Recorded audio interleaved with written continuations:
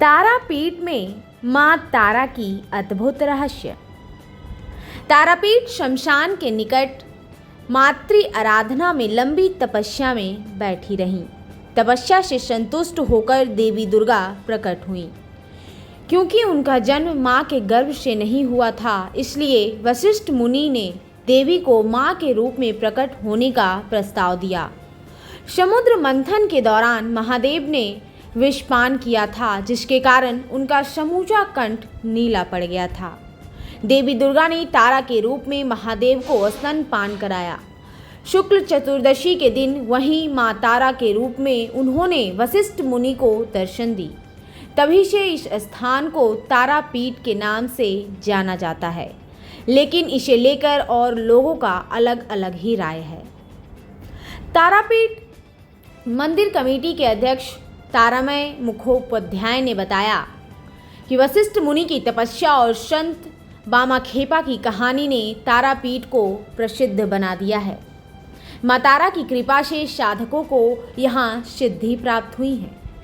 तारापीठ के अंशों में देवी के प्रकाट्य एवं पौराणिक कथा का वर्णन मिलता है। कहा जाता है कि वशिष्ठ मुनि ब्रह्मा के 7वें पुत्र थे। वह सप्तऋषियों में से एक रहे थे। साधक भामाकेफा की जन्म स्थली पर भी दर्शन करने के लिए लोगों की भीड़ उमड़ती है।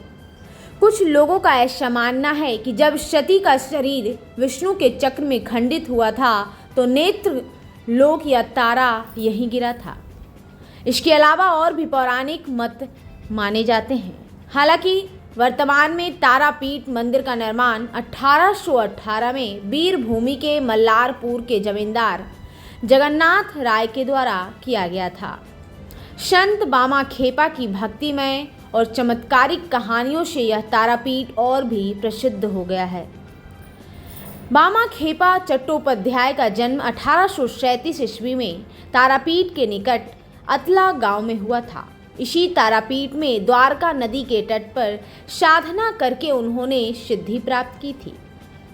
भक्त जब तारापीठ में माता तारा के दर्शन करते हैं, तो वे लोग साधक बामाखेपा की जन्मस्थली पर भी दर्शन किए बिना नहीं लौटते हैं। इस तारापीठ मंदिर के बगल में एक तालाब है, जिसे कहा जाता है कि व्यापारी जयदत्त द्वारका नदी मार्ग से नाव लेकर जा रहा था। तभी तारापीठ के पास उनके पुत्र की सर्पदंश से मृत्यु हो गई।